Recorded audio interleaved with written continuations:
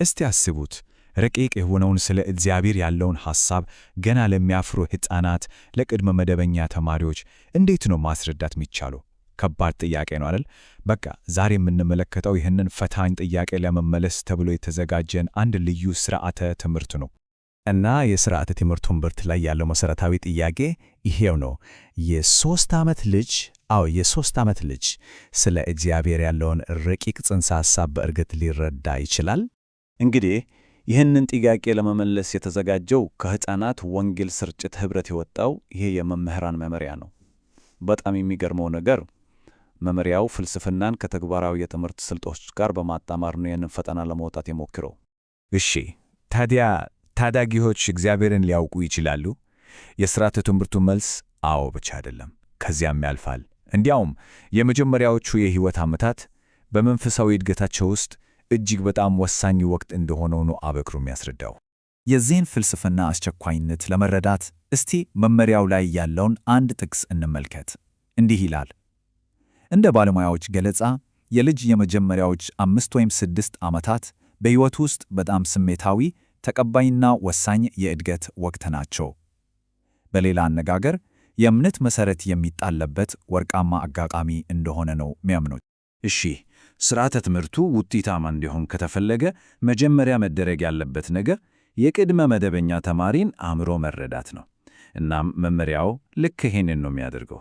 ቁልፍ የሆኑ ስነ ልቦናዊ ባህሪያትን ለይቶ ያስቀምጣል። እናም መመሪያው ልጆችን በ5 ቁልፍ ባህሪያት ነው የሚገልጻቸው። እነሱም ጠያቂ ናቸው፣ ተጫዋች ናቸው፣ ራስ ወዳድ ናቸው፣ በጣም ስሜታዊ ናቸው እና በቀላሉ የሚያምኑ ናቸው። በጣም ይገርመው የአንዳንዱ የማስተማሪያ ዘዴ እነዚህን ባህሪያት ከግምት ውስጥ ያስገባ መሆኑ ነው። እስቲ ጥቂቶቹን በዝርዝር እናያቸው። በመጀመሪያ ደረጃ ልጆች በተፈጥሯቸው ጠያቂ ናቸው። ሁሌም ይጠይቃሉ፣ ይመለከታሉ፣ ይማራሉ እና ይሄ ሥርዓተ ትምህርት ጠያቂዎቻቸውን ዝም ከማሰኘት ይልቅ እንደውም እንደ መነሻ ነው የሚጠቀሙባቸው። ለእምነት ጽንሰ ሐሳቦች መግቢያ ያደረጋቸዋል። ሌላው ደግሞ ልጆች በጣም ተጫዋች መሆናቸው ነው። ያው አንድ ቦታ ላይ ረጅም ሰዓት ቁጭ ብሎ መማር አይችሉም፣ ይሄ ግልጽ ነው። እናም ትምህርቱ በሙሉ በእንቅስቃሴ በጨዋታ እና በአካል ተሳትፎ ላይ እንዲያተኩር ተደርጎ ነው የተዘጋጀው። እዚህ ላይ መመሪያው በጣም ግልጽ ነው። ልጆች ራስ ወዳድ እንደሆኑ ነው የሚገልጸው። ይህን ግን እንደ መጥፎ ነገር ከማየት ይልቅ የማስተማሪያ ስልቱ ይህንን እውነታ ተጠቅሞ ከውድድር ይልቅ በትብብር ላይ እንዲያተኩር ተደርጓል። ዋናው ዓላማውም ቀስ በቀስ የማጋራትንና የማኅበረሰብን ጽንሰ ሐሳብ ማስተማር ነው። እሺ፣ እንግዲህ ይሄ ሁሉ ፍልስፍና በተግባር ክፍል ውስጥ የሚተረጎመው እንዴት ነው? መመሪያው ለአስተማሪዎች በጣም ግልጽና ተግባራዊ የሆኑ ስልቶችን ነው የሚያቀርበው። እናም ሥርዓተ ትምህርቱ በ4 ዋና ዋና የማስተማር መርሆች ላይ ነው የተመሠረተው። እነሱም ዝግጅት፣ የዕለት ተዕለት ተግባር፣ ተሳትፎ እና ድግግሞሽ። በቃ የእነዚህ ሁሉ መርሆች ዋና ዓላማ ለልጆች የተረጋጋና ደህንነቱ የተጠበቀ የመማሪያ አካባቢ መፍጠር ነው። እሺ፣ ረቂቅ ሐሳቦችን ተጨባጭ ለማድረግ ቁልፉ ነገር ምንድን ነው? የዚህ ሥርዓተ ትምህርት መልሱ በጣም ግልጽ ነው። 5ቱንም የስሜት ሕዋሳት መጠቀም። አዎ፣ ትልቅ ትኩረት ነው የሚሰጠው። ማየትና መስማት ብቻ አይደለም። ከዛ ባለፈ በማሸተት በመቅመስ እና በመንካት ትምህርቱን ሕያው ማድረግ ነው።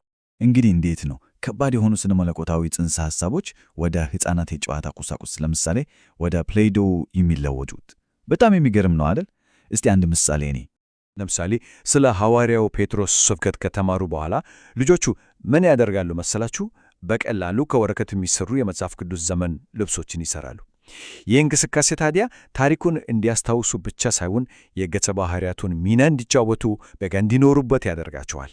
እና በጣም ጥሩ ነገር ይሄ ሥርዓተ ትምህርት ብዙ በጀት አይጠይቅም። መመሪያው ውስጥ እንደ ፕሌይዶ እና ቀላል የሙዚቃ መሳሪያዎች ያሉ የማስተማሪያ መርጃዎችን እዛው ቤት ውስጥ ከሚገኙ ቁሳቁሶች እንዴት ማዘጋጀት እንደሚቻል ደረጃ በደረጃ ያስረዳል። እንግዲህ የሁሉ ዝግጅት፣ የሁሉ የፈጠራ የማስተማሪያ ዘዴ መጨረሻ ላይ ወዴት ነው የሚያመራው? የሥርዓተ ትምህርቱ የመጨረሻ ግብ ምንድን ነው? መመሪያው በዚህ ጉዳይ ላይ ምንም አይደባበቅም። በጣም ግልጽ ነው። የመጨረሻው ግብ ዕድነት ነው። መመሪያው ይህንን ሲገልጽ ከኃጢአት ለመዳን እና የእግዚአብሔር የዘላለም ቤተሰብ አካል ለመሆን በኢየሱስ ማመን በማለት ነው። ስለዚህ ግልጽ ነው። ግቡ ዕውቀት መስጠት ብቻ ሳይሆን የግል ውሳኔ ላይ እንዲደረስ ማድረግ ነው። ታዲያ ይህን ተልዕኮ በጣም አስቸኳይ የሚያደርገው ምንድን ነው? መልሱ በዚህ አንድ ቁጥር ውስጥ ነው፣ 85 በመቶ። ታዲያ 85 በመቶ ምንድን ነው? መመሪያው እንደሚለው በክርስቶስ ለማመን ከሚወስኑ ሰዎች ውስጥ 85 በመቶ የሆኑት ውሳኔያቸውን የሚያደርጉት ከ4 እስከ 14 ዓመት ባለው የዕድሜ ክልል ውስጥ ነው። ይህ ማለት ይህ የዕድሜ ክልል ለመንፈሳዊ ውሳኔዎች ወሳኝ መስኮት ነው ማለት ነው። እናም ይህንን ነጥብ የበለጠ ለማጠናከር መመሪያው ከዶክተር ሃዋርድ ሄንድሪክስ የተጠቀሰውን ይህንን በጣም አሳሳቢ ሐሳብ ያቀርባል።